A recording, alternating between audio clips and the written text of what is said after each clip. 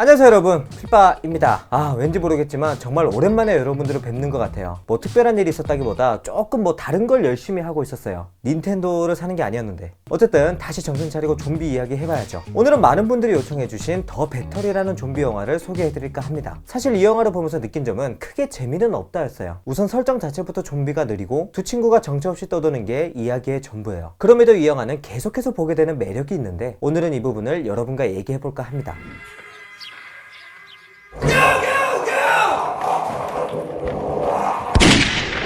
우선 세계관은 간단해요. 좀비 아포칼립스가 터지고 난 뒤의 이야기입니다. 주인공은 벤과 미키인데 이 두 사람은 원래부터 친한 사이였어요.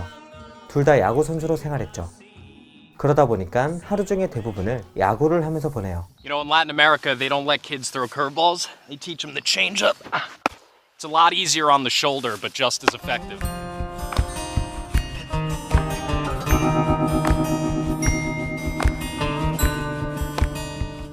이 친구들의 여정엔 목적이 없습니다.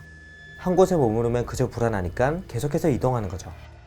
놀랍게도 이게 영화 내용의 전부예요. 좀비 세상에 왔고 벤과 미키가 이동을 한다. 이것만으로도 1시간 40분을 꾸려갑니다. 더 놀라운 건 영화가 시작하고 1시간 동안 좀비와의 추격전은 전혀 없어요. 좀비 영화의 기본 공식들을 모두 파괴하면서 진행됩니다. 제가 제일 신선하게 봤던 장면이 두 사람이 양치질을 하는 장면이었어요.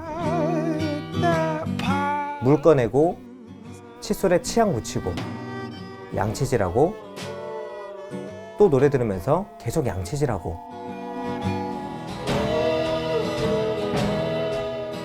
다른 사람 양치질하는 걸 내가 왜 보고 있지? 이런 생각도 들죠. 보통의 좀비 영화라면 양치질하고 있을 때 좀비가 뒤에서 덮치겠죠. 하지만 더 배터리는 그러지 않아요. 우리가 집에서 양치질하는 것처럼 안전하게 해요. 또 이런 것도 있습니다. 두 친구가 숲속에 앉아있는데 벤은 발바닥을 만지고 있고 미키는 쓸데없는 복권을 긁고 있어요. 여기서 좀비 팬들이 예상하는 장면은 이런 거죠. 숲속에서 쉬고 있는데 갑자기 좀비 떼가 덮치는 거.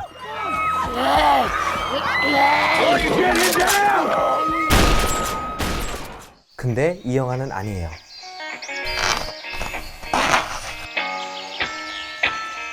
좀비는커녕 뭐 이런 말을 해요. Hey, $1,000. I want $1,000. Yeah?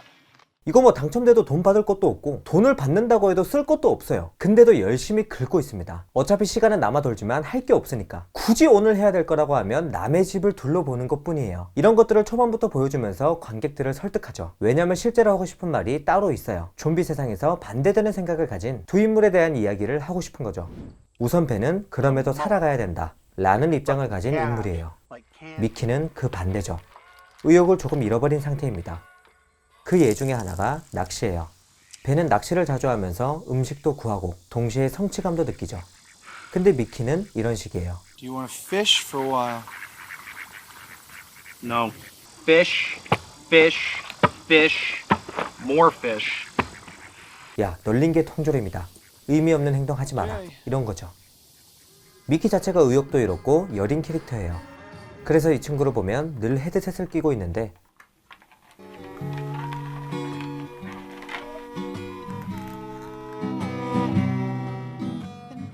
문제가 되는 게 뭐냐면 노래 소리가 굉장히 커요.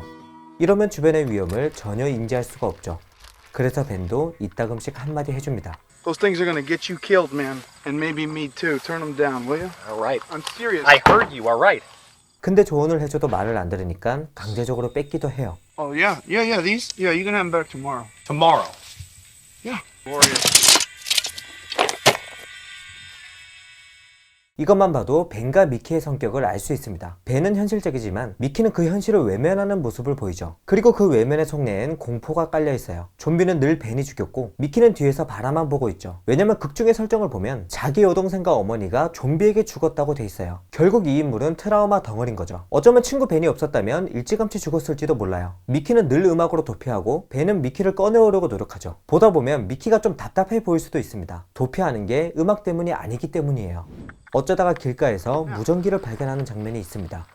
여기서 다른 생존자의 목소리를 듣게 되는데 Annie, this is Orchard. Come back. This is Annie. Go ahead. Hello? Hello, over. Who is this? You stay off this channel. 계속해서 집착을 해요. Annie, you there? 나중에는 벤이 대놓고 놀리죠. Annie, come back, please. Annie. Oh my God. Annie, please come back. Save me. Please, Annie. You're not asking for Frank. 뭐 자기는 아니라고 하는데 그런 것도 없잖아 있는 것 같아요. 워낙 사람이 약해져 있다 보니까 누군가에게 쉽게 기대죠. 이렇다 보니까 주어진 환경에 쉽게 흔들리고 벤이 내리는 선택에도 큰 이견 없이 따라가요. 다만 미키가 딱 하나 고집부리는 부분이 바로 정착입니다. 사실 두 사람의 대부분의 갈등이 이동과 정착의 문제에서 나와요. 아까 무전기 사건도 그렇습니다. 미키는 정착하고 싶기 때문에 무전기 속 생존자들에 대해서 더 집착을 하죠. 얘네가 하는 말을 들어보면 집에서 영화도 본다고 해요. 그러면 뭔가 문명화된 사회가 있는 건가? 이런 생각까지 하는 거죠. 반면 벤은 정착한다는 발상 자체가 굉장히 위험하다. Sharks are the ultimate survivor, Mickey. They've been around 400 million because they keep moving. If they stop, they die. It's the same as us. 근데 미키 자체가 워낙 정착에 집착하기 때문에 We're fucking staying the night. 여기서만큼은 큰 소리를 치기도 하죠. Okay. Guess we're staying the night. 스포일러가 되기 때문에 자세히는 말씀 못 드리지만 극 후반부로 가면 자동차에 정착을 해요. 물론 이게 미키가 원하는 정착은 아니지만 어쨌든 정착할 수밖에 없는 상황이 옵니다. 그리고 여기서 나오는 장면들이 더 배터리의 대부분 명장면이기도 해요. 이번 영상 내내 말씀드렸듯이 더 배터리는 정말 잔잔한 좀비 영화입니다. 호러보다는 감성을 추구하는 로드무비의 모습을 보이니까 예전에 제가 소개해드린 호스텔이나 리턴들을 재밌게 보셨다면 이 영화도 충분히 재밌게 보실 수 있을 것 같아요. 혹시나 초반이 지루하더라도 마지막 30분이 정말 재밌으니까 강력하게 추천드리면서 영상 마치도록 하겠습니다. 그럼 저는 다음에도 재밌는 좀비 영화로 돌아오겠습니다. 지금까지 필바였습니다. 안녕!